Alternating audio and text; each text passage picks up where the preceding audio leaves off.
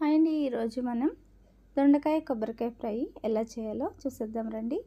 ఇది రైస్లోకైనా రోటీలోకైనా చాలా బాగుంటుంది. అలాగే సైడ్ డిష్ కింద కూడా చాలా బాగుంటుందన్నమాట. ఎలా చేయాలో చూసేద్దాం రండి.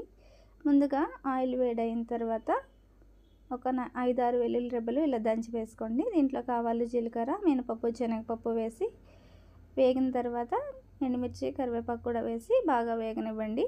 పోపు వేగిన తర్వాత ఒక 1/2 కేజీ దొండకాయలు ఇలా సన్నగా పొడవుగా చీల్చినవి ఇందులో వేసేసేయండి. దొండకాయలు మగ్గడానికి కొంచెం టైం పడుతుంది.